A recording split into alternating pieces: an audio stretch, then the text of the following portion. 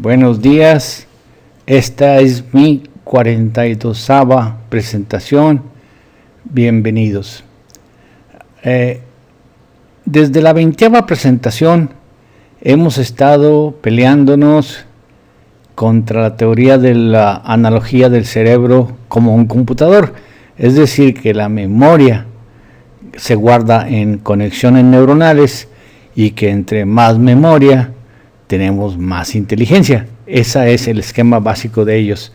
Ahora bien, aquí vamos a hablar de un documental que salió en Netflix en el 2018, que habla de los palacios de memoria, es de competencias de memoria, y ellos tienen la teoría del computador.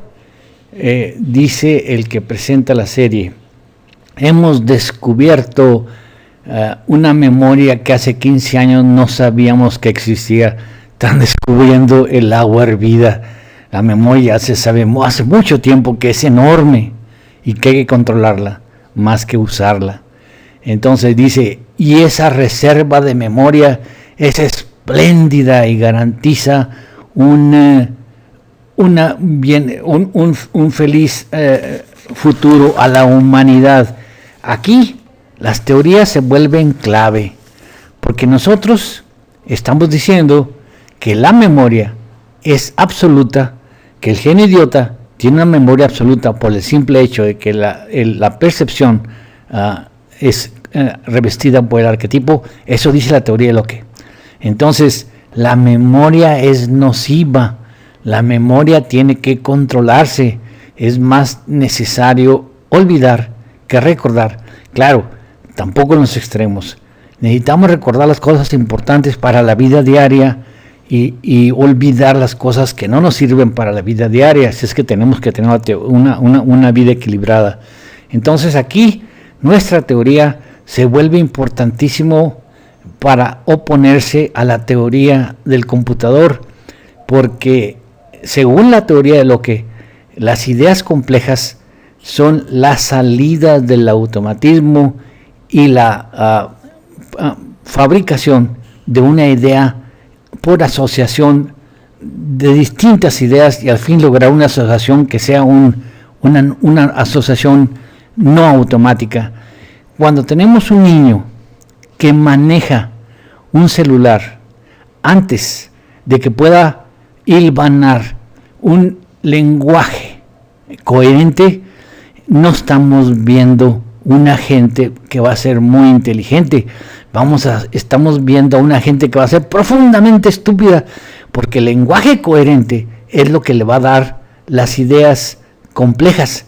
Y aquí, por los automatismos y por los excesos de memoria necesarios para manejar el celular, él se está privando de las ideas complejas. También en este documental vemos que la gente que son campeones de memoria son profundamente incapacitados para manejar las cosas diarias. Nada más pueden recordar absolutamente todo cuando se meten a los palacios, pero fuera de los palacios son unos verdaderos inútiles. Eso no es bueno. Es importante, pues, recalcar que las teorías son en beneficio de la gente.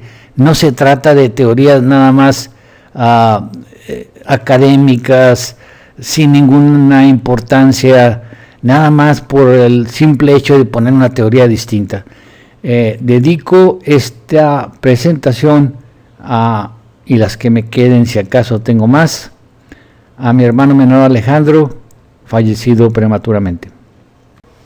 Antiguamente, cuando no había escritura, se daba el papel de recordar la historia de la tribu a gente especial que tenía muy buena memoria. Ya hemos hablado antes de los Shas-Polak, los que guardaron la tradición oral de la Biblia, y en una revista, Psychological Review, en 1917, un reportero, George Stratton, prueba la veracidad, la fidelidad de Shas-Polak. El rabino perfora un bloque de hojas de la Biblia, de cientos de hojas, y las perfora con un alfiler. Y entonces, una vez que se perforan, les dice al Shas Pollack, en esta posición, en tal o cual página, qué palabra hay. Y el Shas Pollack dice la palabra, o sea, tiene memoria fotográfica para todo el Talmud. Entonces, dice el Stratton, le pregunté al rabino si alguno de esos mnemónicos había ocupado alguna vez alguna posición académica y contestó que él no sabía que lo hubiesen hecho. La inteligencia no tiene nada que ver con la memoria absoluta. No es lo mismo memoria que inteligencia, y es por la forma en que se graba la memoria, y ahí nuestra teoría difiere mucho de la analogía del cerebro con un computador. En la teoría esta última, entre más memoria, pues tenemos más asociaciones neuronales, o sea, redes, no asociaciones, redes neuronales, y entonces, si tenemos más redes neuronales, pues el cerebro está más capacitado, y entre más memoria tenemos que ser más inteligentes. Pero el mecanismo de memoria de la teoría de lo único múltiple no es eso. La memoria se guarda en lo único, o sea, en el modelo, y entonces el modelo se reviste de los arquetipos, de los objetos, de las percepciones, y el modelo pues es eterno. Entonces, por el simple hecho de que el modelo sea eterno, ya la percepción que se grabó es absoluta. Pero eso no es el razonamiento. El razonamiento consiste en las asociaciones que se hagan entre distintos recuerdos y en el hecho de generalizar y sacar conclusiones. Esa sería la inteligencia. En los diálogos de Platón vemos que diferencian totalmente la pura memoria de la inteligencia. Dice Platón en el Protágoras o de los sofistas: el sofista es un mercader de sus ideas. Es preciso estar muy en guardia con el sofista, no sea que, a fuerza de ponderarnos sus mercancías, y déjenme detenerlo, las universidades actuales son sofistas, los profesores actuales son mercaderes de ideas, los documentales actuales del National Geographic, del History Channel, de todo, son sofistas, son mercaderes de ideas. Dice, a fuerza de ponderarnos sus mercancías, nos engañe. Van por las ciudades vendiendo su ciencia a los que desean adquirirla. Ya no van por las ciudades vendiéndola. Ahora la imprimen y la mandan por internet y la mandan todo. Y alaban indiferentemente todo lo que venden. Puede suceder que la mayor parte de ellos ignoren si lo que venden es bueno o malo, y que los que compren estén en la misma ignorancia. O sea, el sofista, a menos que enseñe cosas prácticas, no enseña razonamiento. Dice Sócrates: Protágoras, le dije, yo soy un hombre naturalmente flaco de memoria.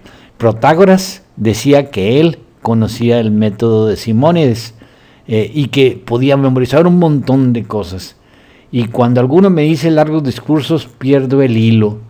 Vean lo que dice Sócrates: soy flaco de memoria, y cuando me dicen largos discursos pierdo el hilo, porque lo que le importa a él son las asociaciones entre lo que le estoy diciendo. Es como aquel que dice: sí, señor, estoy seguro que usted cree que entendió lo que dije. De lo que no estoy seguro es que si dije lo que usted entendió que dije. Sigue Sócrates: ¿de qué se trata tu arte? De convencer mediante la elocuencia, o sea, memorización. Acuérdense del Parménides. Un extranjero llega y trata de revivir el diálogo del Parménides, y luego el que lo oyó dice: no, pues sí, yo lo oí, pero el que mejor se acuerda de eso es fulanito.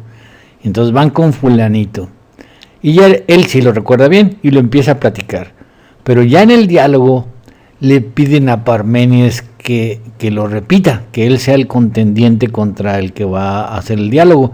Y dice Parménides: no, yo ya estoy muy viejo, mejor que sea Zenón el que lo repita. O sea, las cosas de memoria no se le dan a los filósofos, sí a los sofistas. En otro de los diálogos, Ion o de la poesía, dice Sócrates: Ion, cuando uno conoce a fondo un tema dado, después de haber analizado bien la cuestión, debe reconocer a quienes hablan bien y los que hablan mal sobre el mismo tema. Él ya está en la capacidad de juzgar.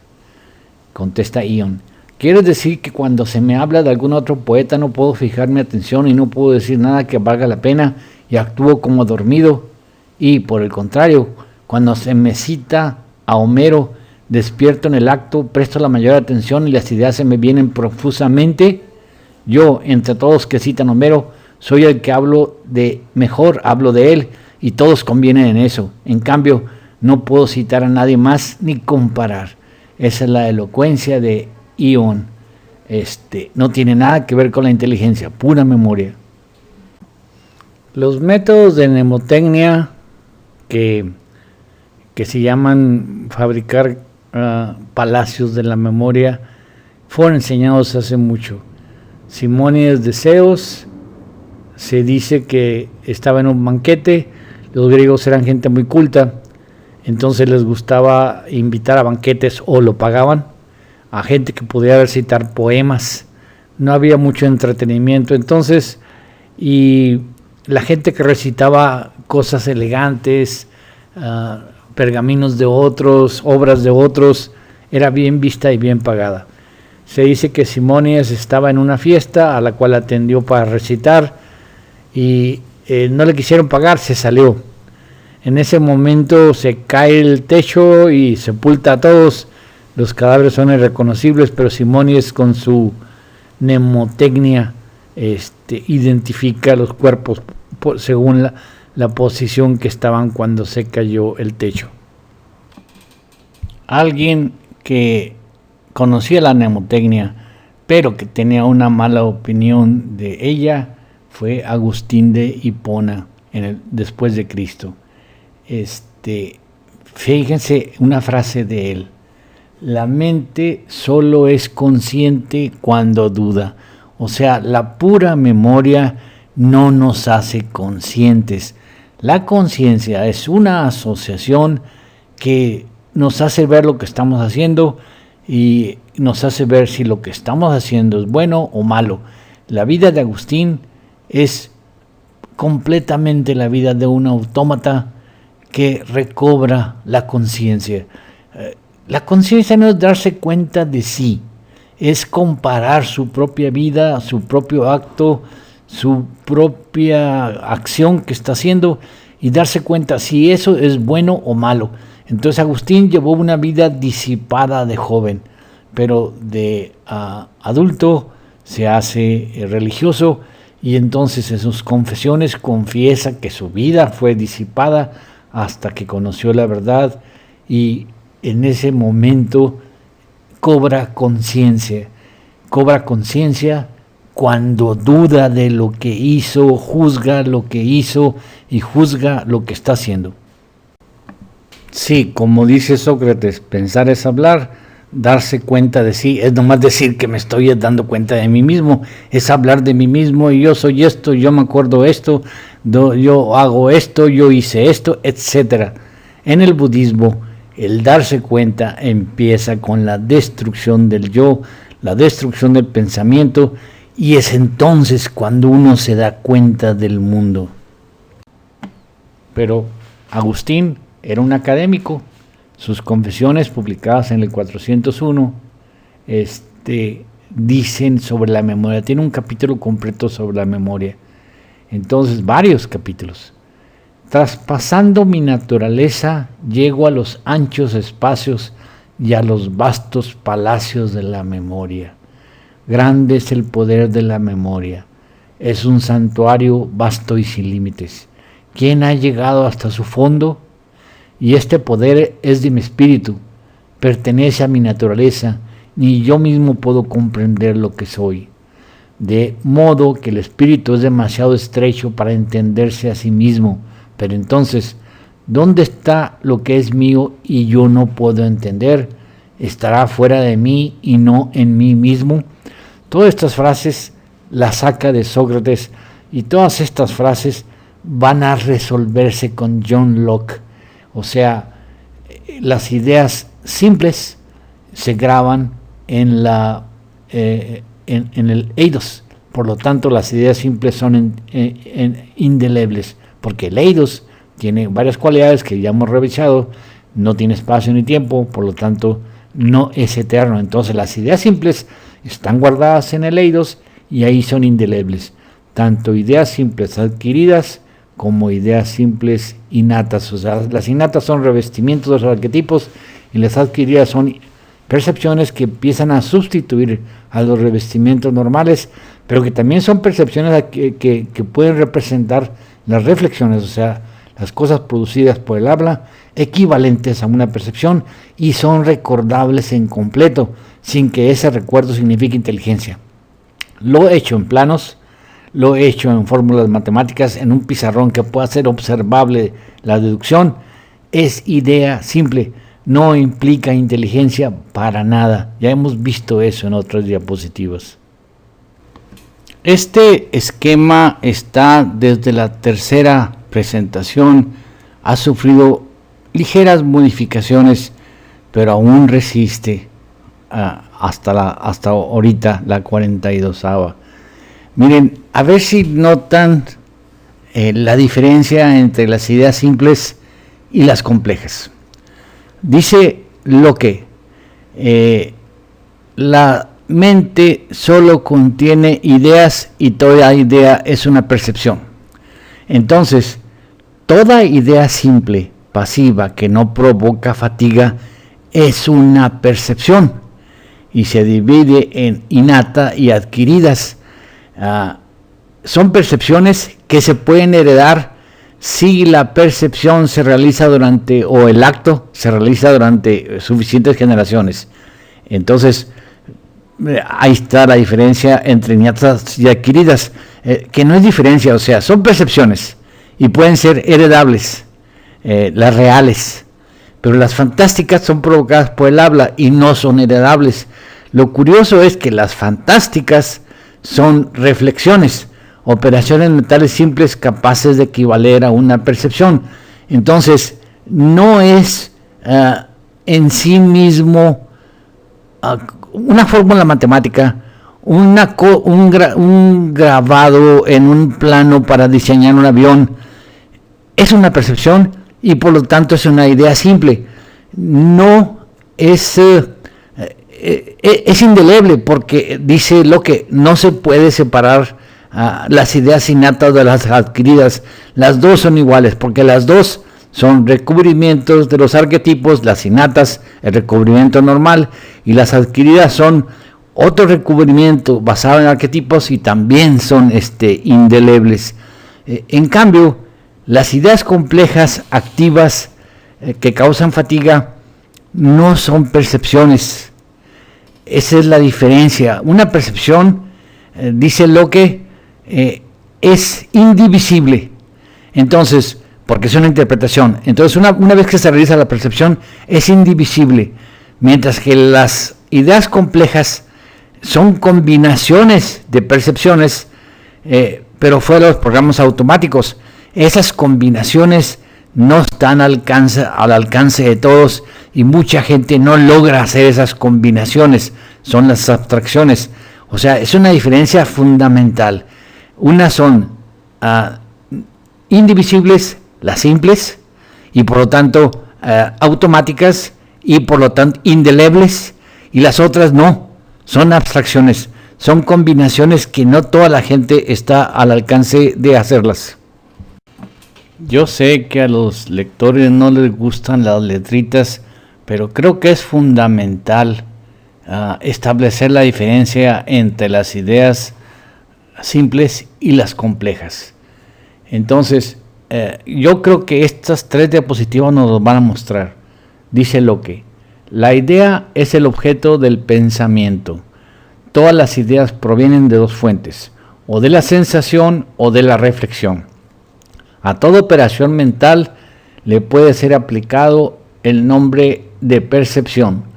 Los objetos externos proporcionan a la mente las ideas de las cualidades sensibles, que son todas aquellas percepciones diferentes que produce en nosotros, y la mente suministra al entendimiento las ideas de sus propias operaciones. Nosotros hemos interpretado esto con la forma de el modelo copiándose el modelo que toma el satisfactor en la ósea y el modelo que transforma la percepción con los impulsos del arquetipo. Dice Locke, aquí utilizo el término operaciones en un sentido amplio, de modo que comprende no solamente las acciones de la mente acerca de sus ideas, sino también cierta clase de pasiones que en ocasiones surge de ellas, como en la satisfacción o incomodidad que deriva de algún pensamiento. Así que toda idea corresponde a una percepción. Esos son los materiales para pensar. Una idea simple no puede ser dividida porque es una percepción, es una interpretación y solo puede provenir de las dos vías antes dichas, o sea, del sensorio o de la reflexión. Ambas no pueden ser distinguidas entre sí, puesto que comparten la misma naturaleza. Aquí está lo esencial. O sea, las ideas de la percepción y las ideas de la reflexión, ambas son percepciones. Y si las ideas de la sensación son indelebles, las ideas de la reflexión, o sea, de la percepción, que una fórmula matemática, por ejemplo, también son indelebles. Dice, ambas no pueden ser distinguidas entre sí, puesto que comparten la misma naturaleza. No pueden proceder de ninguna otra fuente más que de las ya dichas, ni pueden ser destruidas que en la mente ya se encuentran. O sea, las ideas de la sensación, la percepción, en tanto que la percepción comprende tanto ideas reales como fantásticas, son indelebles porque participan de las cualidades del arquetipo. Una idea simple es indivisible, puesto que comparte las cualidades del arquetipo. Estas dos fuentes, o sea, la reflexión y la sensación, contienen la totalidad de nuestras ideas y no hay nada en nuestra mente que no provenga de una de ellas. Si alguien examina su pensamiento y busca con detalle, constatará el que todas las ideas originales que ahí guarda vienen de los objetos de sus sentidos o las operaciones de su mente considerados como objetos de su reflexión. Aunque crea que su mente aloja un enorme cúmulo de conocimientos, no hallará más ideas que las grabadas por estas dos fuentes, aun cuando quizá el entendimiento haya compuesto y ampliado sus ideas con infinita variedad.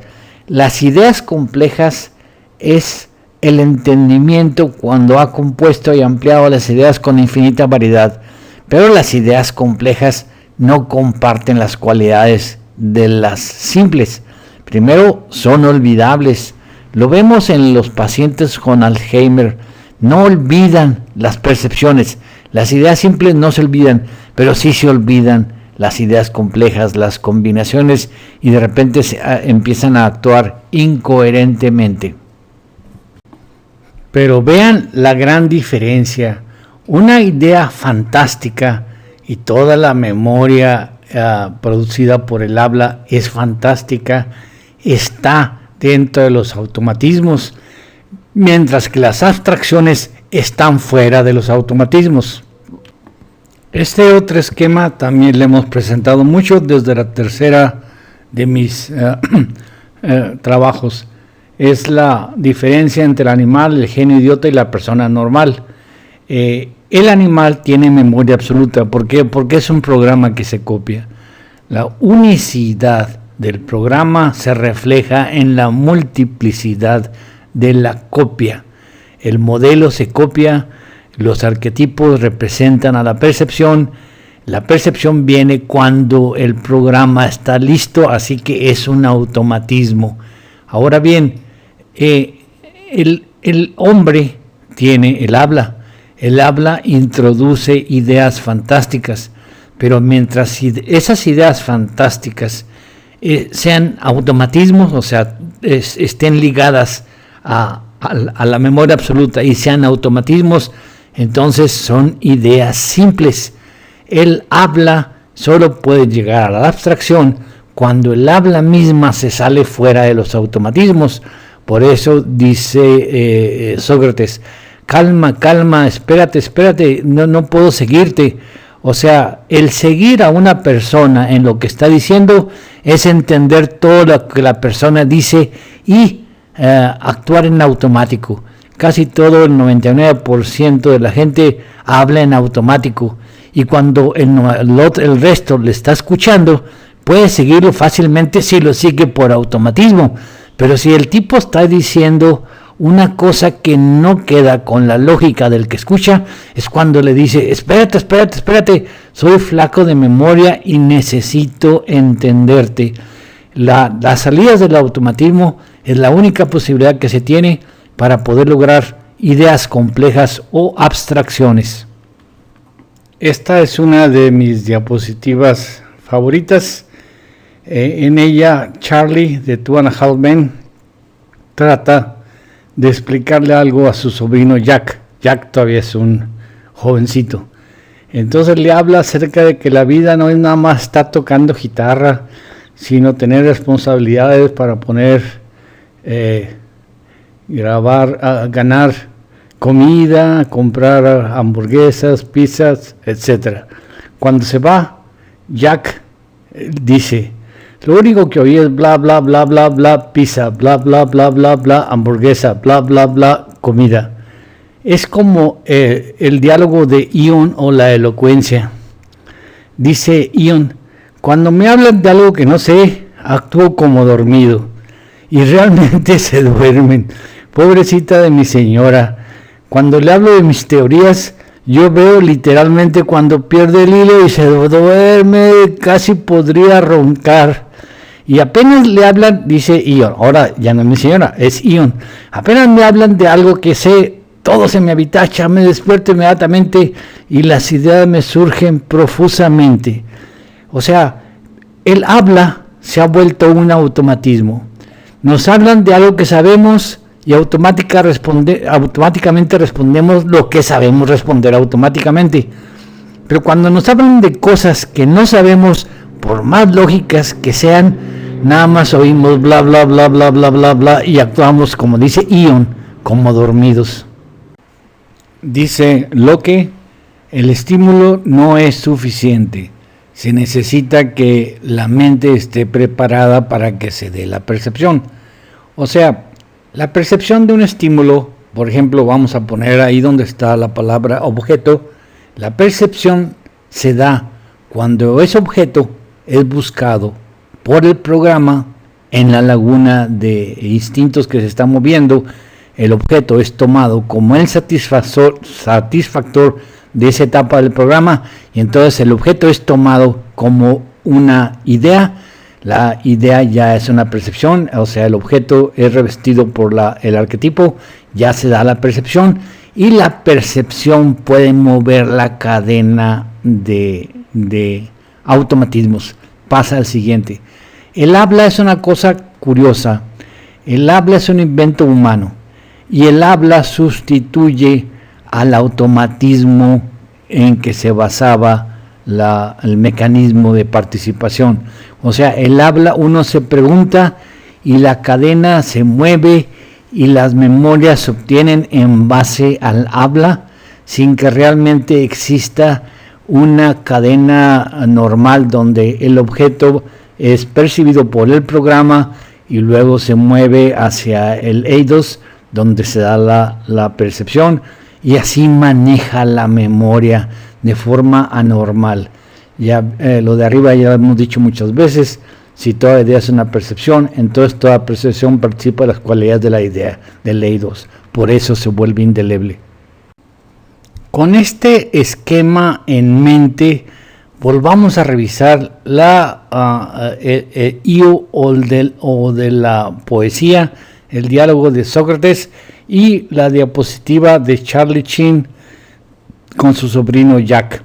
Miren, el habla, la idea fantástica, puede mover la cadena de instintos y presentar una respuesta. O sea, el tipo que habla, cuando habla cosas que el otro tipo conoce, mueve la cadena de instintos del otro tipo y el tipo le entiende, hace las asociaciones y él responde.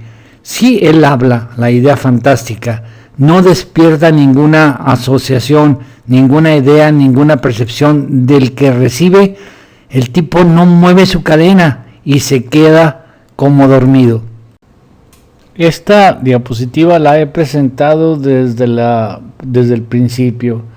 Es algo que dice Charles Darwin. Dice, hay una diferencia entre tener memoria y tener imaginación. Jones dice que hay gente muy limitada de intelecto sin ningún sentido común que logra multiplicar grandes números y que son muy buenos jugadores de ajedrez. Pickles dice que los matemáticos no tienen un racional profundo y no pueden conservar varias cosas a la vez en la mente, lo cual es necesario para tener un buen juicio.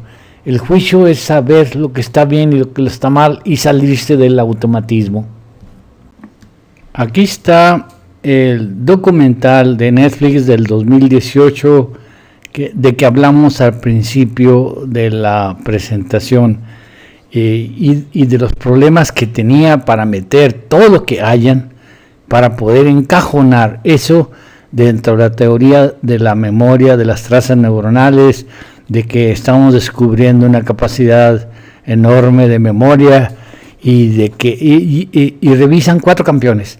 Ahora, ya sobre eso, pues nuestra teoría empieza a recoger lo que ellos no pueden usar. Es como estar frente al árbol de naranjas del vecino, agarrando las naranjas que caen sobre nuestro jardín. Juego de memoria revisa 4 campeones: Simon Reinhardt, holandés; Jan Ha, de Mongolia; Nelson Nellis, americano; y Jones Malov, alemán. ¿Qué es un palacio de memoria? Los juegos de ellos. Dice Jan Ha, la idea es convertir algo abstracto como un número, por ejemplo, como una serie de números, en algo concreto que conozcamos bien. Entonces, hay deportes de campeonatos mundiales de memoria. Creo que desde 1991, primero fue en Londres, después fue en Estados Unidos también, y en Yakarta, Indonesia, ya está viendo. O sea, ya hay deportes donde compiten los campeones, pero los campeones siempre van de un lado para otro por los premios, aunque los premios no sean muchos. De perdido les pagan el viaje para poder tener campeones. Si ustedes van a hacer un campeonato de memoria, pues necesitan campeones que le levanten el nivel de los demás, porque los demás podrán ser muy buenos, pero no están entrenados. Entonces los campeones van ahí igual que los corredores de fondo. Es como los maratones Lala que siempre invitan a los kenianos. Eso no es justo para los locales, pero los kenianos son los que le dan brillo al maratón. Miren, esta es el anuncio que está en ese concurso de memoria en Londres. Dice: el deporte mental de la memoria, y una frase de William Shakespeare: la memoria es el guardián del cerebro. Es considerado siempre de buen gusto citar a Shakespeare para todo, pero aquí creo que esto nos puede ayudar a discutir lo que estamos hablando de ideas simples e ideas complejas. ¿Fue Shakespeare un filósofo o un sofista? De William Shakespeare dice un crítico norteamericano, Harold Bloom: ningún otro escritor ha tenido nunca tantos recursos lingüísticos como él, tan profusos como en Trabajos de amor perdidos. Es una obra que tenemos la impresión de que de una vez por todas se han alcanzado los límites del lenguaje. Ahora, traduzcámoslos a nuestros términos. El filósofo busca los límites del conocimiento. Sin embargo, el sofista busca los límites de la elocuencia. Cuando el sofista les dice cosas bien bonitas y ustedes lo entienden, es cuando ustedes dicen: ¡qué bárbaro! Eso que él dijo es lo que yo hubiera querido decir si hubiera tenido esa facilidad, ese flujo. Cuando le redondean una idea y se la dicen en términos grandilocuentes, esos son los límites de la elocuencia, no los límites del entendimiento. La vida de Shakespeare tiene cosas muy bonitas que la teoría de ellos y la teoría nuestra tienen que tomar en consideración, y ellos prefieren recurrir a subrepticios que afrontar la realidad. El caso es que Shakespeare nace de una familia acomodada, un funcionario, su papá es un funcionario local. El problema era seguramente el hecho de que ambas partes de la familia, tanto de la esposa como del esposo, eran católicos, y hay una fuerte protesta anticatólica. Es cuando se estaban convirtiendo a la escuela, a la iglesia de Inglaterra, el anglicismo. Entonces realmente hubo una represión súbita y contundente sobre el papá, y él, cuando Shakespeare, que tenía muy buena educación hasta entonces, cumple 15 años, la familia es llevada a la ruina, pierden la casa, pierden todo, y él tiene que dedicarse a matar corderos, pero no le gusta eso y se va. Su vida es muy, o sea, su educación es muy escasa, por eso se ha inventado con que ese no era el real Shakespeare, porque el Shakespeare que ellos quieren es un Shakespeare que haya estudiado en escuelas importantes, que sepa todo lo que está hablando, que está rompiendo los límites del lenguaje. Entonces no quieren ese Shakespeare, quieren un Shakespeare más intelectual, cuando que él en realidad él estudió en una escuela en Stratford upon Avon, y dice una gente que lo conoció, sabía muy poco latín y aún menos griego, y eso que en aquellos tiempos se obligaba a la gente en las escuelas elegantes, a hablar en latín, porque se consideraba el inglés todavía un lenguaje plebeyo. O Shakespeare no nada más no lo consideró plebeyo, sino que habló nada más inglés. Sus viajes fueron muy poquitos, se desplazaba entre su ciudad natal y Londres, algunas 100 millas, y de vuelta, no habló más que inglés, y nunca viajó al extranjero. Es que Shakespeare no queda muy bien. Esta es la escuela donde estudió. Supongo que es una reconstrucción.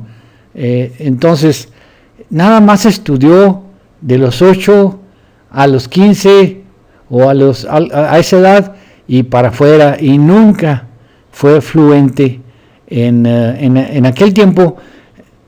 Nunca fue fluente en latín. En aquel tiempo se prohibía a los estudiantes hablar inglés, porque lo que querían ellos es que tuviera fluencia en latín, y Shakespeare ni aprendió latín, ni aprendió menos griego, y estudió nada más lo básico, lo elemental. Pero por supuesto, los años más importantes para su semántica son de los 1 a los 7 años, y eso los aprendió en su casa, un hogar bien gobernado, de gente rica. O sea, no necesitamos, porque se ha inventado la fábula de que ese no es el Shakespeare que escribió, que esa historia de Shakespeare que abandona la escuela, que estuvo en una escuela mínima, Stratford Free Grammar School. O sea, no crean que toda la gente iba a la escuela, pero esta escuela, cuando dicen free, o sea, gratuita, quiere decir gratuita para los funcionarios y la gente acomodada. Ese era el papá de Shakespeare, por eso tuvo derecho él a ir a esa escuela, no porque fuera gratuita para todos, eso no era cierto. Entonces han tratado de inventar otra historia diciendo que no, que él realmente era de Oxford, pero que el de Oxford no quiso presentarse como Shakespeare, y que el Shakespeare agarró obras de otros. O sea, no queda la fama que tiene y que alcanzó los límites de la elocuencia, no queda con la cosa que no era bien preparado. Miren lo que dice Shakespeare: ¿Por qué mis versos hayan tan desprovistos de formas nuevas, tan rebeldes a toda variación o vivo cambio? ¿Por qué con la época no me siento inclinado a métodos recientemente descubiertos y a extraños atavíos? ¿Por qué escribo siempre de una sola cosa, en todo instante igual, y envuelvo mis invenciones en una vestidura tan conocida, tan bien que cada palabra casi pregona mi nombre, revela su nacimiento e indica su procedencia? O sea, ese estilo rimbombante él lo inventa, pero es una rimbombancia que busca convencer, no saber más. Entonces dice el secreto: oh, sabedlo, todo mi talento consiste en revestir lo nuevo con palabras viejas y volver a emplear lo que ya he empleado. Acuérdense de Sócrates: pensar es hablar. Nos hablamos de lo que sabemos, pues no podemos hablar de lo que no sabemos. Entonces, con tanta práctica, Shakespeare haciendo obras prácticamente todos los días, presentando obras nuevas cada semana, tachando, todos leyendo el argumento, porque nada más se hacía una sola copia, y todos leían el argumento completo para saber qué iban a decir ellos en papeles. Había mucha improvisación y había muy poca tramoya. Los mujeres estaban prohibidos, los hombres le hacían de mujeres. Había demasiada improvisación y por supuesto estaban más los oyentes estaban más compenetrados porque estaban tratando de imaginar todo lo que estaba pasando en ese escaso escenario. Dice: pues lo mismo que el sol es todos los días nuevo y viejo, así mi mente repite siempre lo que ya estaba dicho. Él es pura memoria y rimbombancia, una rimbombancia que llega a la elocuencia. Es lo mismo que dice el sofista: mi arte, Protágoras, es la elocuencia, convencer mediante la elocuencia. Incluso las obras más famosas de Shakespeare se alcanzan con tiempo. Él no es famoso instantáneamente, hace muchos trabajos, muchas óperas que no sirven para nada, y poco a poco se va puliendo hasta que ya por 1595 hace Romeo y Julieta, El Rey Lear, Hamlet. O sea, todas las obras finas de Shakespeare son ya en su madurez. No hay obras tempranas buenas. Es como los cuentos de los hermanos Grimm. No están bonitos porque los hermanos Grimm hayan sido muy originales. Ellos tomaban los cuentos de otra gente y los editaban para que no se perdieran. Así Shakespeare también tomaba tradiciones. Miren, por ejemplo, Romeo y Julieta, dice alguien: aunque la historia forma parte de una larga tradición de romances trágicos que se remontan a la antigüedad, el argumento está basado en la traducción inglesa The Tragical History of Romeo and Juliet, 1562, de un cuento italiano de Matteo Bandello, realizado por Arthur Brooke, la traducción, que se basó en la traducción francesa hecha por Pierre Bosnau en 1559. O sea, lo que es Shakespeare es elocuente, no es filósofo. Jorge Luis Borges escribió: Shakespeare es el menos inglés de los poetas de Inglaterra, es casi un extranjero. Inglaterra es la patria del understatement, de la reticencia bien educada. La hipérbole, el exceso y el esplendor son típicos de Shakespeare. Por eso él decía: manejo mis frases tan especiales que cualquiera las reconoce como mías. En su época no era común lo que él hacía. Shakespeare fue poeta y dramaturgo venerado ya en su tiempo, pero su reputación no alcanzó las altísimas cotas actuales hasta el siglo XIX. Los románticos aclamaron su genio y los victorianos lo adoraban como una devoción que George Bernard Shaw denominó bardolatría. En realidad, creo que el problema está en que el lenguaje se está debilitando con la tecnología. Entonces, los poetas, sobre todo los poetas antiguos, están siendo vueltos a reconsiderar y comparado con nuestro lenguaje tecnológico actual, que es tan cortito y que tiene una semántica tan escasa, los poetas nos muestran una semántica que es fruto de otros tiempos. Sus obras fueron adaptadas y redescubiertas en multitud de ocasiones por todo tipo de movimientos artísticos, intelectuales y arte dramático. Es como si tomaran prestadas las frases de él para poder expresarse bien ellos, porque ya el límite del lenguaje llegó a su tiempo en el siglo XVI y ya no se ha hecho gran cosa. Y se ha especulado mucho sobre su vida, su orientación sexual, su identidad religiosa e incluso la autoría de sus obras. A ellos no les gusta Shakespeare. El Shakespeare que está en la biografía, en la historia, no les gusta. Tiene que ser un genio escondido, porque ese tipo que nada más hablaba inglés y que casi no se movió de 100 millas a la ronda en toda su vida, no les gusta para que sea el Shakespeare que ellos están idolatrando. Así que en este esquema ya situado, Shakespeare tuvo una buena educación inicial y después pues no pudo continuarla, no pudo ir a Oxford, no pudo aprender bien el latín para nuestro beneficio. O sea, no aprendió latín porque estaba obligado, en las escuelas oficiales, Oxford y todas partes, se hablaba latín y se sabía griego. Eso era incluso todavía a Locke, que es después de Shakespeare, todavía le tocó el hecho de que leía el griego fluentemente y hablaba latín. El inglés no se consideraba importante científicamente. Entonces, simplemente Shakespeare dominó un solo lenguaje, inglés, y con el lenguaje, con el dominio del lenguaje y la práctica constante práctica en frases rimbombantes, porque las óperas se hacían varias veces por mes y tenía que improvisar todo, él se volvió de la aristocracia lingüística, según Mario Pei.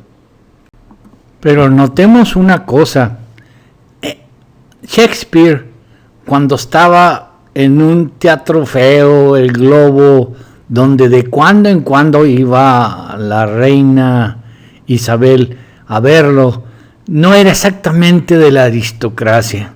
Él hablaba en forma redundante, pero su público era el pueblo, nomás que hablaba tan elegante que los mejores obras que hacía practicaba todos los días, porque cuando una obra no gustaba se quitaba. Al cabo no había grandes escenarios, no es como ahora, por ejemplo, que El Fantasma de la Ópera creo que ya tiene 15 años estrenándose en Broadway y claro que la escenografía está magnífica.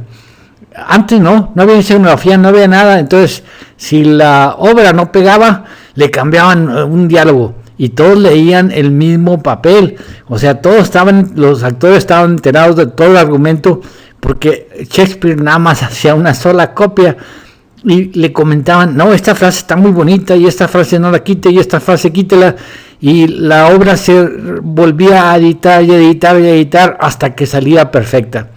Pero no era perfecta para el público culto en su tiempo, es perfecta ahora para el público nuevo, porque como era tan rimbombante la obra de Shakespeare, nos hemos autoalimentado y las frases de Shakespeare se han vuelto de caché. Entonces, ahora pertenece a la aristocracia cuando se forjó a base de puro ensayo y error, cuando él era el autor de obras para plebeyos. Bueno, pero sigamos con lo de los campeonatos de memoria en Londres del 2012. El comentador, obviamente, y la gente que participa en los campeonatos tienen la analogía del cerebro como un computador, porque cuando empiezan a dictarle las cosas que van a tener los otros que memorizar, le dicen siempre, preparen las neuronas. Y luego el que dirige todo hace un comentario. Hemos descubierto una vasta capacidad de memoria, así que el cerebro tiene una gran reserva. Y luego agrega, la humanidad tiene aún no solo una gran reserva, sino una espléndida futuro. Obviamente que están considerando que entre más memoria, mayor inteligencia. Y están diciendo, tienen un gran futuro, a pesar de que los campeones que ellos van a poner no tienen ningún gran futuro. Todos se dedican a enseñar métodos mnemotécnicos. Ninguno ha hecho ninguna cosa brillante, nada. Y yo creo que la humanidad, si usa todo la memoria más y más y más y más, va a acabar en el desastre, en los automatismos. Dice Janja, un palacio de memoria es más fácil hacerlo que explicar el cómo se hace. Por supuesto, explicarlo es repetir una teoría. Janja no tiene más teoría que las de células neuronales o la memoria guardada en redes neuronales. Pero, dice ella, se trata de traducir los conceptos abstractos en cosas concretas. Una cosa es lo que los campeones dicen y otra cosa es lo que los artistas del documental tratan de expresar visualmente. Entonces, aquí tenemos una representación del Palacio de la Memoria. Un palacio de memoria es una construcción mental, o sea, una percepción, y cae dentro de las ideas simples fantásticas de lo que vean como es un palacio con múltiples cuartos. Ustedes pueden escoger un cuarto y ahí guardar ese momento, ese día. Esto es abrumador porque se supone que ya tienen una patología intrínseca, porque todo savant es patológico. Y si ustedes pueden tener un palacio de memoria al que puedan volver todo y siempre esté intacto, es que tienen una memoria increíble. La mente, dice Locke, solo contiene percepciones y toda percepción es una idea eidos y por lo tanto es indeleble. Y ahora, toda operación mental que llevemos a cabo puede ser dominada una percepción fantástica. Aquí está acercándose Janja a su palacio de memoria donde va a guardar la memoria para ese día, pero tiene que empezar a construirla, tiene que decirle ya, para que empiece ella a imaginar su palacio. En el día a día ellos no viven en palacios de memoria. Si un savant como Orlando Serrell puede recordar el día a día, entonces se trata de imaginar un día a día virtual al que sea posible regresar y esté siempre intacto. Por supuesto, la memoria del savant no le ayuda al savant para dejar de ser savant, y un campeón de memoria se está acercando demasiado peligrosamente al savant. Aquí vemos cómo el artista del documental imagina el palacio. Aquí va abriéndose la puerta del palacio para empezar a introducir los objetos que se van mencionando. O sea, el chiste es hacer un viaje virtual a una casa en donde lo que se tenga que recordar sea visualmente percibido. Esa es la representación artística de quien va dibujando el documental. O sea, por supuesto, esto no es lo que el participante ve, es una representación de lo que se supone el participante ve. En ese viaje virtual hay que modificar los objetos del palacio para que acomoden los objetos a memorizar. Los números son ordenados. El chiste es convertir todo en una imagen visual. ¿Qué es la percepción? La percepción es una interpretación. Entonces, cuando ya tienen una interpretación, ya tienen una percepción, y la percepción ya es indeleble por el simple hecho de ser percepción. Imágenes de todo tipo se valen. Dice Janja que al principio toda su imaginería era sexual, y también de jugadores famosos y todo. Esta es la manera en que se pretende explicar la operación que hace Janja. O sea, en su palacio, el tipo que está a un lado es inventado por Janja, ella está viendo los números. También en el caso de Daniel Tammet, él decía que veía figuras de distintos colores y que podía recordar la figura y podía volver siempre a la misma figura. Entonces, si ustedes pueden recordar la figura, pueden repetir todo lo que le están diciendo que memoricen. Ya en el capítulo de sueños habíamos hablado de la ensoñación y que es una idea fantástica. Habíamos dicho que las imágenes oníricas son solo ideas simples, sí, pero no las maneja el habla. En el onirismo no pueden manejar palacios de memoria, se meten todo desordenadamente. Todo es de la presentación de sueños. En el sueño nuestro yo tiene otra memoria, la memoria del niño, solo imágenes simples. Como no hay habla coherente, entonces los esquemas nada más son bosquejados. La trama es mínima. En el sueño todo es cambiante, está solo esbozado, pero la figura principal es identificable y constante. O sea, el yo que es sujeto a esa trama. El yo de sueño, de vigilia, dijimos, son el mismo, pero no en el grado de construcción. El yo de sueño es muy disperso, infantil. A ese yo infantil todo el escenario le parece amenazante. Lo que me hizo meter otra vez mi presentación de sueño es la importancia que yo creo que no ha sido equilatada bien por los lectores, porque esa presentación tiene muy pocas vistas. En el sueño vemos el nacimiento del yo, de una percepción primero amorfa y sin ningún actor principal, sin ningún yo, sin ninguna cosa que yo percibo, yo hago esto, yo lo que sea, empieza a formarse un yo incipiente.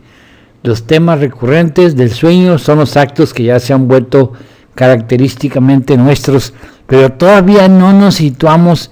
En ciertos sueños empezamos a situarnos en nuestras casas viejas, en nuestros hábitos viejos, o incluso meter cosas nuevas traídas por los ruidos, pero ya empezamos a hacer el yo actual hasta despertar. Bueno, pues ya dejemos esas citas a nuestra presentación de sueño y volvamos a lo de el Janja.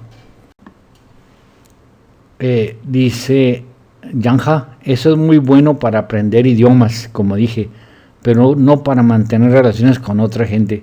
Ella siempre ha sido una frustrada, dice, no puedo ser bella, no puedo ser elegante, no puedo ser nada, pero me siento muy bien cuando triunfo y me desespero mucho cuando no triunfo.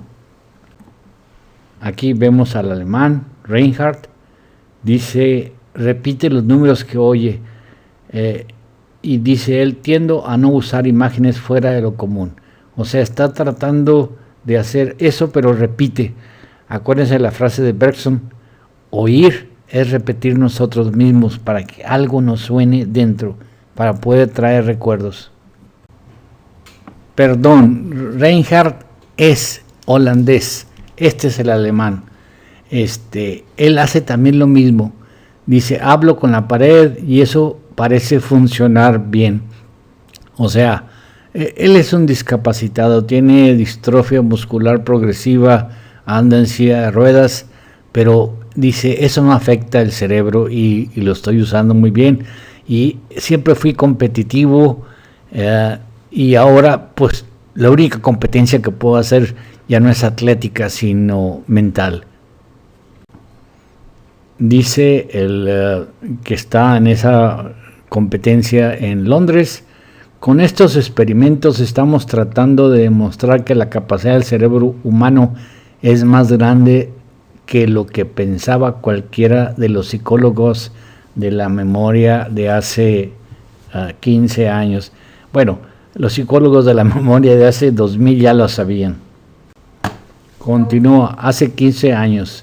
Estos experimentos demuestran que el potencial de los seres humanos es enorme y que nuestro futuro, él se refiere a la especie, de eso está hablando, es brillante. No es cierto, el potencial de memoria nos va a conducir nada más a más tecnología, y la incapacidad de poder manejar esa tecnología nos va a conducir a la destrucción. Vamos a describir este juego porque es un juego bien gráfico y que es fácil de explicar. Los otros 9 componentes de las pruebas están más complicados de explicar. Aquí hay 2 paquetes de cartas, cada paquete trae 52 cartas y vienen de la fábrica, ordenados ya según la fábrica los ordena para venderlos, empaquetados. Entonces, por cada jugador van 2 paquetes. Antes de entregarle un paquete al jugador, se pone en un barajeador automático. Y una vez barajeado, o sea, el barajeado automático mezcla las cartas y se le entrega al jugador. El jugador sujeta el mazo de cartas que está barajeado, aprieta cuando se inicia la competencia, cuando le dicen ya, aprieta un aparato, o sea, no exactamente que tenga que apretar el aparato ya. El contador va a contar el tiempo que se tarde en segundos y en centésimas de segundos, así que no hay ningún problema. Cuando el tipo va a empezar a examinar el mazo, separa los 2 dedos y empieza el contador, y cuando termina vuelve a poner los 2 dedos, tienen que ser los 2 al mismo tiempo y separa el conteo. Ya ese es definitivamente su tiempo que hizo para memorizarlas. Y luego después se le dan 5 minutos, que es bastante tiempo, con un nuevo mazo. El mazo que él recordó se le retira para comparación y se le da un nuevo mazo. El nuevo mazo lo extiende sobre la mesa y ya empieza a acomodar las cartas como las recuerda que estaban en el mazo barajeado. Al acabar el tiempo y declararse el ya terminado, llega un revisor y el revisor compara las cartas reacomodadas del segundo mazo con las cartas que se le dieron para memorizar, y entonces ya se hace la penalización. Si no coinciden, ya es una pena. Si coinciden, no hay ningún punto malo y sigue adelante. Sacar 0 puntos, o sea, ni una sola penalización, es lo ideal. Ahora eso es memoria. Ahora otra cosa es tiempo. También se compite por tiempo. 0 puntos es muy bueno, pero ¿en cuánto tiempo lo logró? Aquí vemos más claro. El sujeto tiene el mazo de cartas en su mano derecha. Tienen ambos dedos sobre el aparato. Les dicen preparen las neuronas, y nótese que ya tiene control del mazo a memorizar al apretar ambos botones, listo para soltar y empezar el conteo. Si sacan 0 puntos, quiere decir que no tuvieron ningún error y ninguna penalización. Vean cómo las están barajeando, las están viendo para poder recordarlas. Y después las comparan, o sea, les dan sus 5 minutos, ya que marcaron su tiempo, les dan sus 5 minutos, hacen las separan todas, las ven, las van acomodando, ya las acomodaron, 5 minutos es más que bastante, y entonces comparan el segundo paquete que ellos acomodaron con el paquete que ellos mismos recordaron y que estaba barajeado por el aparato. Sí coincide. Por ejemplo, aquí un 3 de corazones con un 3 de corazones no marca ninguna falta, pero si empiezan a no coincidir, es una falta. Es obvio que no necesitamos expertos que viajan por el mundo para darle categoría a las competencias. Miren, aquí está uno de los expertos diciendo, porque todos se dedican a enseñar sus técnicas, esa es su ocupación, diciendo cómo deben imaginarse los números para poder después imaginarse la imagen. El 0 se parece a un huevo. Acuérdese de Daniel Tammet. Este sujeto tiene nada más, para recordar números, tiene 10 figuras. Mientras que Daniel Tammet tenía 10,000 figuras para cada número distintas. Es obvio que Daniel Tammet barrería a todos los expertos. Ahora, aquí está mi recolección de naranjas. Este es el holandés, Simon. Es puesto a memorizar palabras en un tomógrafo de resonancia magnética. Hay muchos tipos de tomógrafo y todos miden consumo de oxígeno. Dice el especialista que examina la función del holandés. Esta pequeña parte aquí en el lado derecho del cerebro, del hipocampo, es más grande en los atletas de memoria, en taxistas, que en otra gente. Y luego, lo que dice contradice eso. Lo que hemos aprendido es que no hay grandes cambios estructurales. Si no hay grandes cambios estructurales, ¿cómo sacaron que ese parte del cerebro en el lado derecho del hipocampo era más grande? Si no hay grandes cambios estructurales, pero sí cambios de conectividad. Hemos aprendido que hay cambios de conectividad. ¿Cómo pueden ver las conexiones neuronales? Supongo que creen que el hecho de que de repente se activen por el uso de oxígeno es ya un cambio de conectividad, pero no se pueden ver las conexiones, son microscópicas. O sea, esa es lo que dice el experto. Algunas regiones cerebrales tienen mayor conexión, pero lo dice no porque lo pueda ver. Ahí no se pueden ver conexiones. Vean la imagen tan pequeña. Simplemente lo que puede ver son flujos de oxígeno, riqueza en que están tomando más oxígeno esas regiones y creen que con eso detectan lo que se conecta. Tiempo de cosechar naranjas del árbol del vecino. Miren, resulta que el americano Nelson Dellis, pura chiripa, porque nos podíamos haber pasado ahí 100 años haciendo estupideces y teorías, pero el americano es experto alpinista. No lo mandan al Everest nada más porque sí, lo mandan porque él va, pero como ya es experto memorista, pues le pide a una universidad que haga sus pruebas de memoria en el Everest, en los distintos campos del Everest. Esta diapositiva no estoy muy de acuerdo con las altitudes. Abajo dice Himex Base Camp y luego dice 5280 y en el campo 1 dice 5300. No queda, o sea, no estoy muy de acuerdo. ¿Cómo es posible que el campo 1 y el campo de base estén al mismo? Nada más me interesa esta diapositiva porque muestra en amarillo arriba una zona de la muerte. ¿Qué es la zona de la muerte? Miren, yo soy anestesista, entonces creo que puedo explicarlo.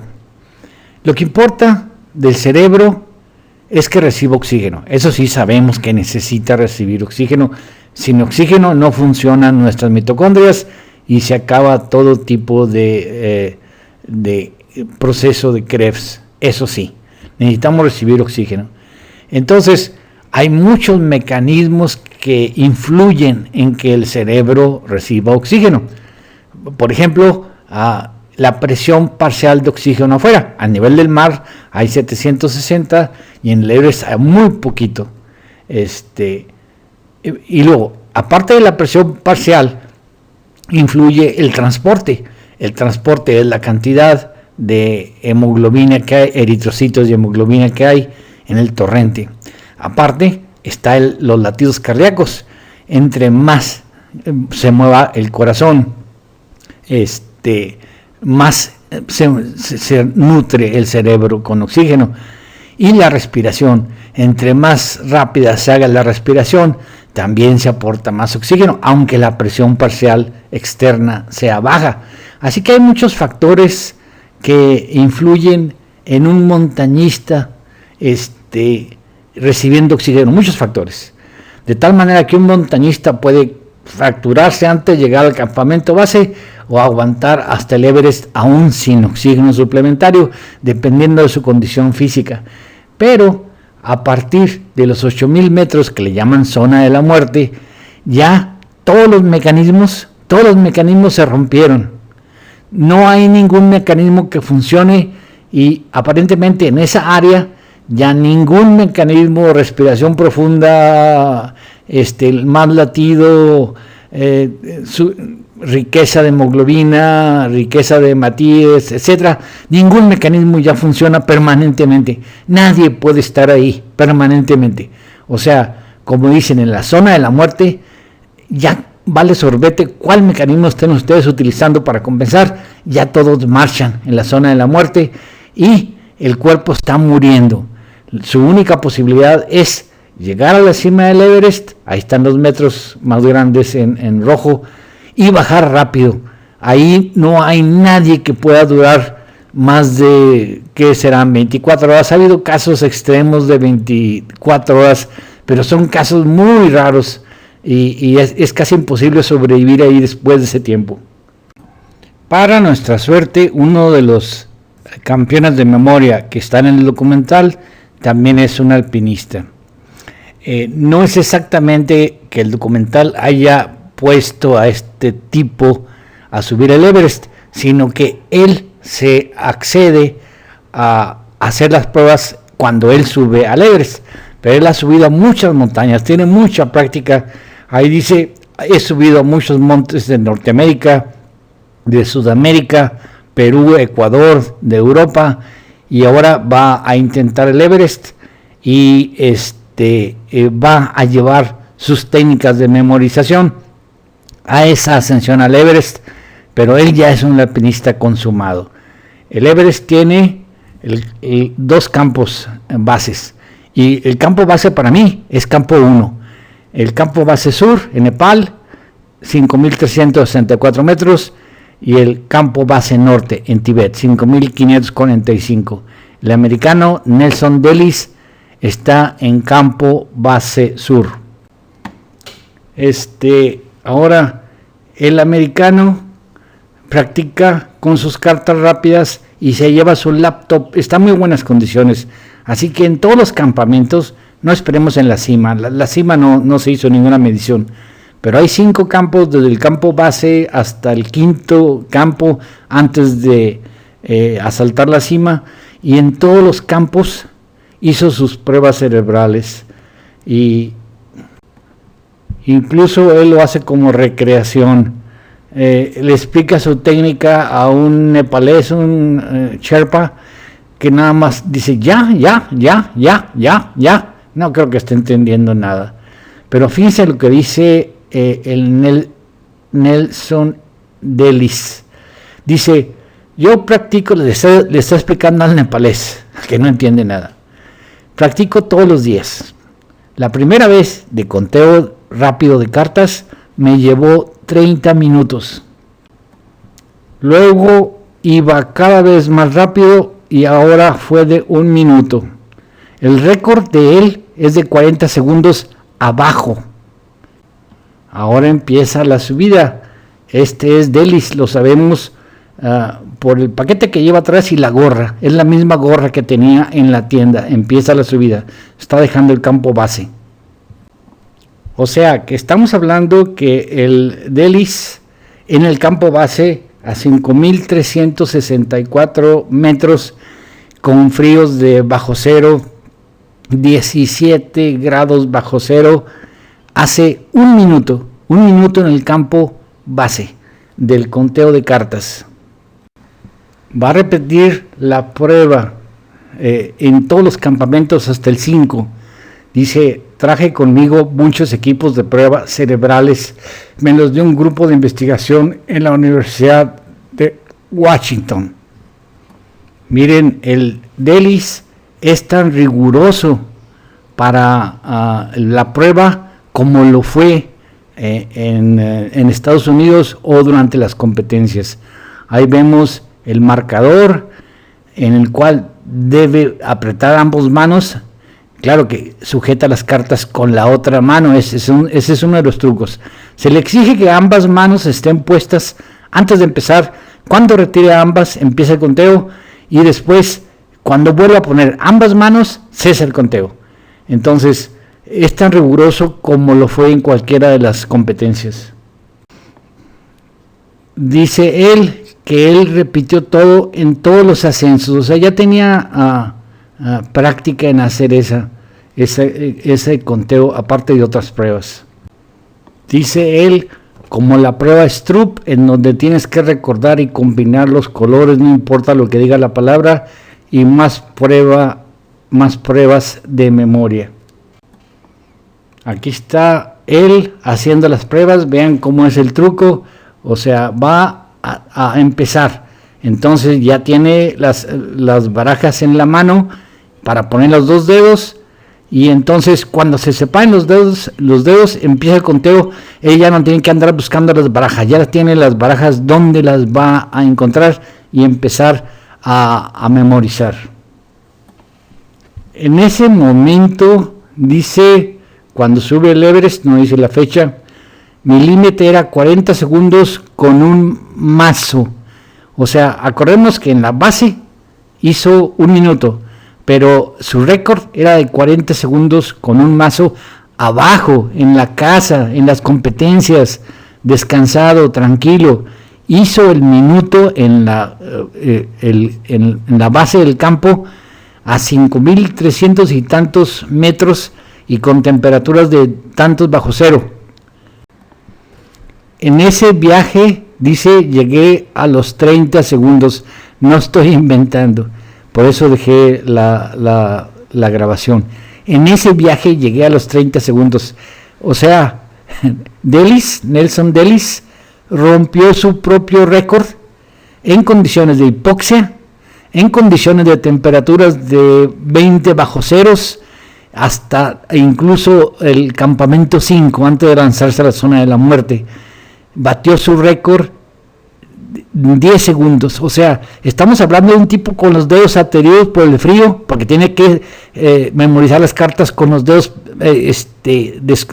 destapados, dentro de la tienda, por supuesto, pero en esas partes, el simple hecho de poner los dedos afuera, nomás para arreglar algo, arreglar los binoculares, tomar fotos. Incluso ha habido casos de gente que nada más por tratar de tomar una foto, se congela los dedos. Dice, era el conteo, iba más rápido a medida que subía. O sea, es obvio que en el peor de los campos, el campo 5, fue donde rompió el récord.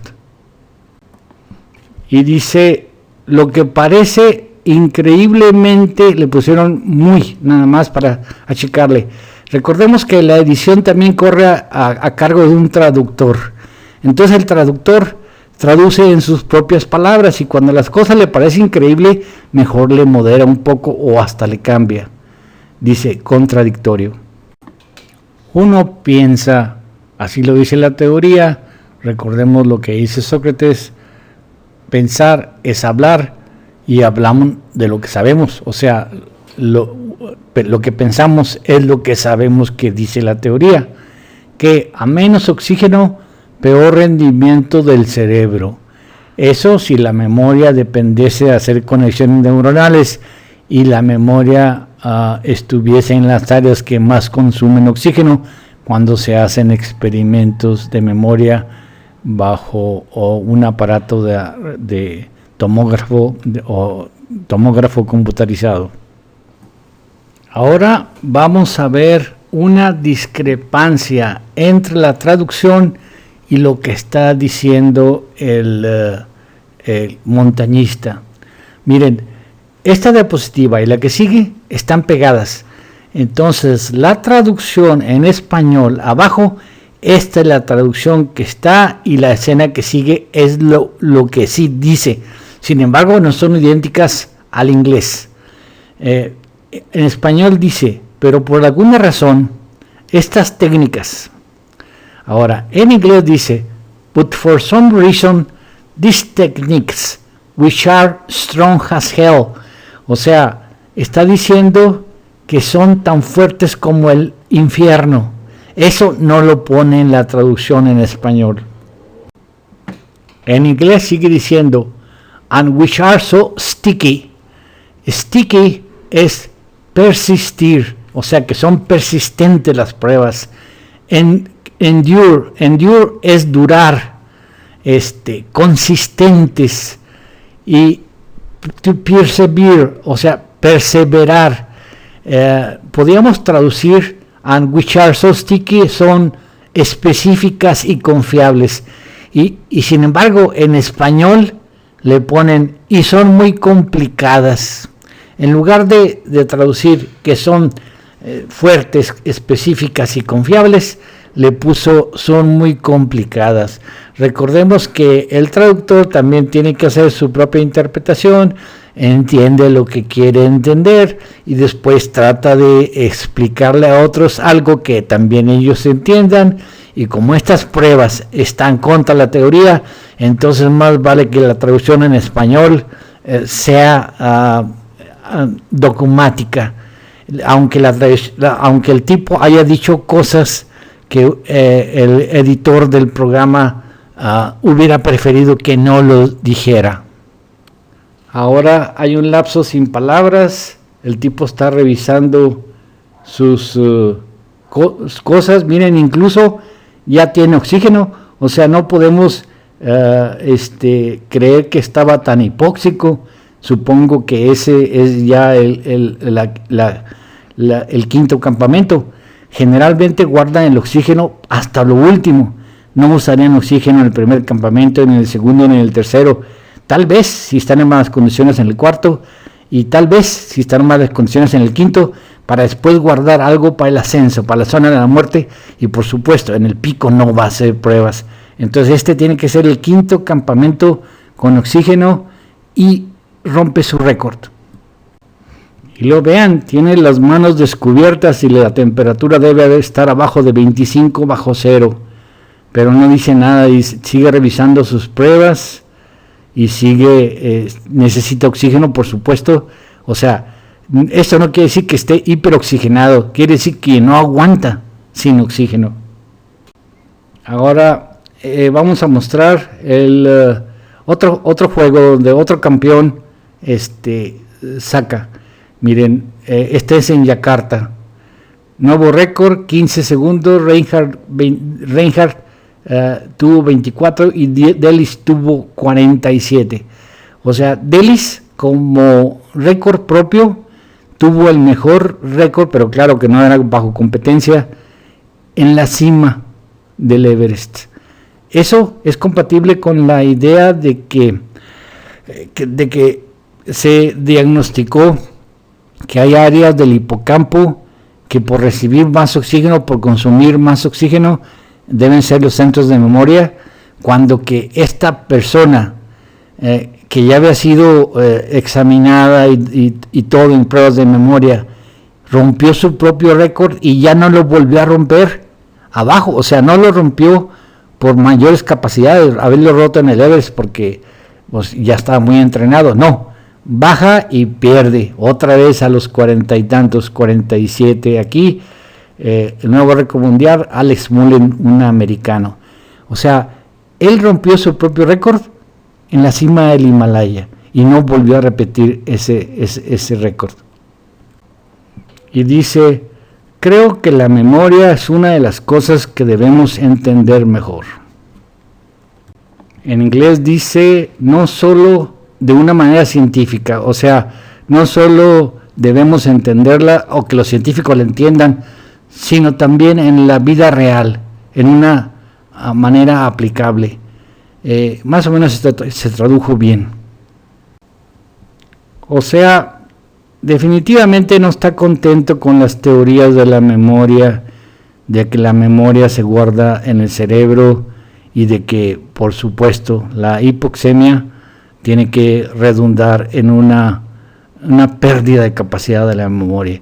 Aquí ya está la naranja recogida, hagan ustedes lo que quieran, ustedes sigan creyendo que la memoria está en el cerebro y que las técnicas para determinar dónde se guarda son técnicas de consumo de oxígeno, cuando que en esta persona la hipoxemia trabajó con una memoria más rápida, a pesar de que las manos las tenía entumidas y con el peligro de una lesión por falta de oxígeno en los dedos. Dice él: he subido a veces la misma montaña, pero cada vez la sensación es distinta. Pero esos palacios de memoria son como una esfera de realidad virtual en la que simplemente te metes y todo está intacto.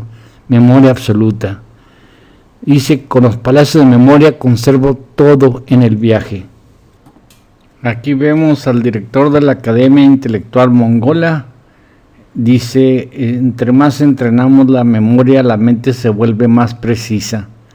¿Precisa o automática? Él está armando un cubo de Rubik de pura memoria. ¿Nos volvemos más precisos, automáticos o inteligentes? Creo que no es lo mismo. A ver si sirve la memoria absoluta. Dice Delis: en los campeonatos de memoria hay 10 disciplinas. Y a ver si la recuerdo. No, me falta una. ¿Cuál es? Otro la dice y él dice: sí, esa. O sea, si no tiene un castillo de memoria, no se acuerda de 10 disciplinas que incluso ninguna gente campeona puede recordar. Un campeón de memoria que no puede recordar 10 disciplinas que han sido las mismas en cada campeonato en que participa desde hace 15 años. Entonces, ¿para qué sirve la memoria? Ya decía Philaux, hay memoria súper abundante, y decía Philaux: ¿cómo es posible que la memoria tenga excesos? Cuando se padece la memoria haya excesos, y sin embargo así es. O sea, hay excesos en las enfermedades de la memoria, y la única buena memoria es la memoria útil, y la memoria útil es la que sirve en la práctica, no los excesos. Dice Delis: siempre acabo decepcionado de mí mismo en los campeonatos mundiales. Y es que pude haberlo hecho mejor, preparándome más, pero no puedo prepararme tanto. Tengo también mi vida real. Dice: antes tenía más puntuaciones mejores, pero lo hacía porque me encantaba y no hacía nada más. Dice: ahora tengo trabajo, tengo familia, tengo esposa. Digo, no puedo dedicarme nomás a esto. Vean cómo está distorsionada la información para los lectores de habla hispana. Dice este campeón en Singapur, dice: no habrá un listos, vamos, sino A, B, C y luego los números que deben empezar a memorizar. Es cuando dicen: enciendan sus neuronas, porque el tipo necesita que le digan cuándo empieza a hacer el castillo, y si no le dicen cuándo empieza a hacer el castillo, no se va a acordar de nada. Miren, y para que vean, nomás por tiznar la mazorca, lo que importa es la semántica. El traductor dijo: y luego deben dejar de memorizar el número. Sí, pero la palabra dejar se parece mucho start, o sea, deben empezar a memorizar el número, y él lo interpretó como stop. Ahora, con eso de las malditas máquinas haciendo la traducción, pues menos va a mejorar la semántica. O sea, las órdenes son A, B, C, 6, 6, 0, y en ese momento que cabe el C, la siguiente ya hagan el castillo, porque si no lo hacen no se van a acordar de nada. Los dedos de los mejores jugadores, este es el americano que ganó. Vean cómo se mueve. Bueno, no se puede ver porque no es un video, pero vean cómo el tipo los maneja rápido. Fue el cuate que logró los 15 segundos, récord mundial. Ahora, hay una diferencia que se nota en este campeón mundial que hizo el récord de 15 segundos y el norteamericano Delis, que su récord en campeonatos es de 40 segundos. a pesar de que en el Everest le bajó a 30. Hay una diferencia en cómo hacen el manejo de los mazos. Americano que tiene el récord, no extiende toda la carta, porque con Delis vimos que él veía toda la carta y solo maneja el mazo lo suficiente para ver el número y color que está en la esquina superior izquierda de la carta. O sea, es muy posible que, a pesar de que el mecanismo sea idéntico, o sea, hacer un castillo, es muy posible que el castillo de esta gente sea mucho más por necesidad de romper récords, tal vez no por exactitud, pero por lo visto también es exacto. O sea, el método de Delis, según lo platica, porque no sale en el documental, no explica sus experiencias, ni da una teoría ni nada. El método de Delis es ver la carta y hacer su castillo de memoria y ahí recordar. Ese castillo sirve para recordar. Por eso a veces se le escapan las cosas cuando no tiene el castillo, porque hay una diferencia entre un castillo que se puede recordar siempre y una plática informal donde Delis está perdido en el espacio. Un castillo es una cosa vivida, el pasado no puede cambiarse. Por ejemplo, los savants, el savante ese que le dieron un batazo en la cabeza, Sorrel, le dieron un batazo en la cabeza y a partir de entonces recordaba el día a día, pero todo perfectamente. Entonces lo que ocurre en el castillo es una vida virtual y no puede cambiarse y es recordable 100% si ustedes son un savant. Si Delis hace sus recuerdos del castillo, puede acordarse, pero si no hace el castillo, si improvisa, entonces, porque ese es un pasado para él, recordar el castillo es recordar el pasado que no puede cambiarse, mientras que si está hablando en el presente no maneja bien el presente y entonces se equivoca o le falta un número. Para poder recordarlo tendría que decírselo a alguien, hacer su castillo, meterse ahí y lo que sea. La cosa es esta. A mí se me hace que campeón mundial de 15 segundos no ve la figura completa, nada más ve. Todas las cartas tienen la esquina superior externa, tienen un número y un color. Entonces, con ver nada más las esquinitas, forma la figura.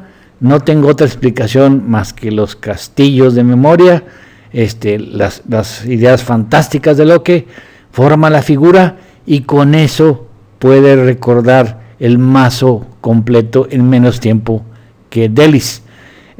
Creo que las técnicas son ligeramente distintas entre Delis y americano, pero siguen siendo imágenes recordables, o sea, ideas fantásticas. El esfuerzo es más físico que mental. Vean cómo acaba aplastado por mover los dedos tan rápido. Ahora,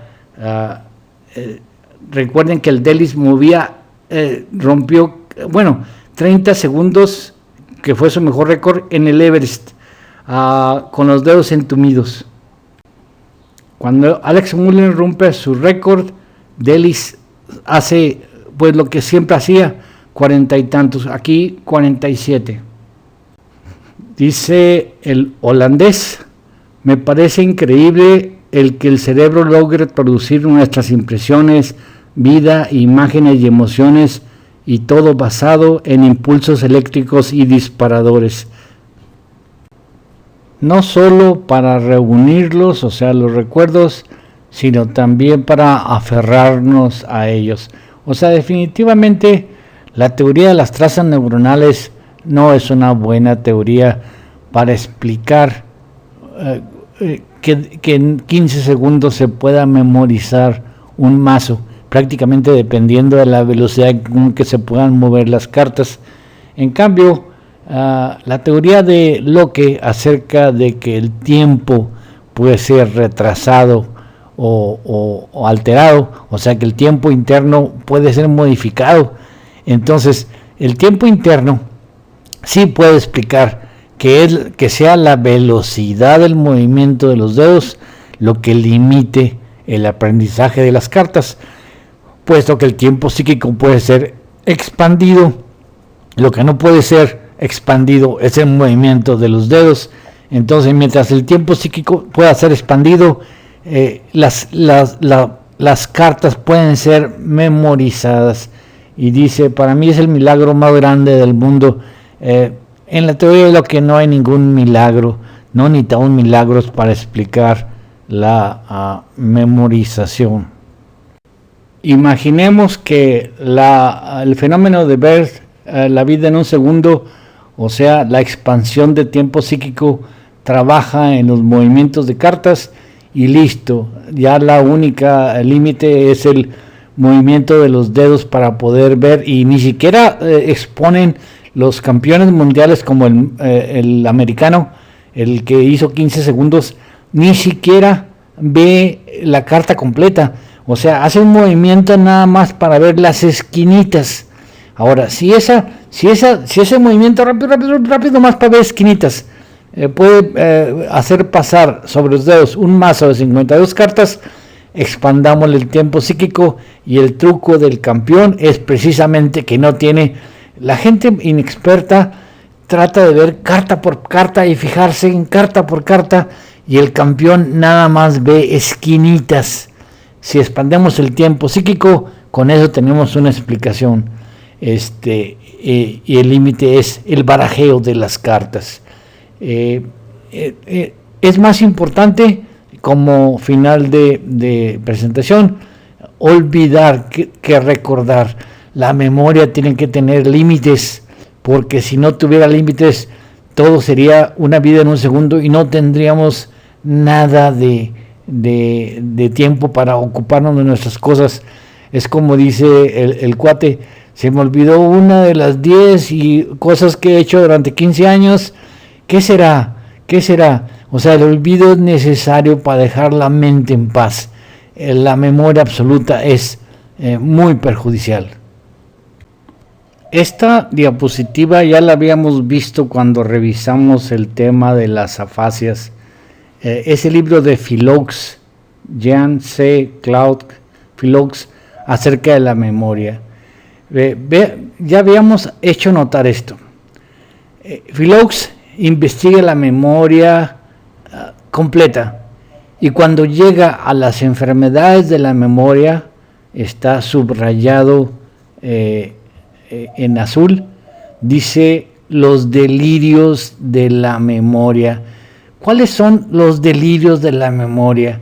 El chiste es que la memoria es una cosa muy rara.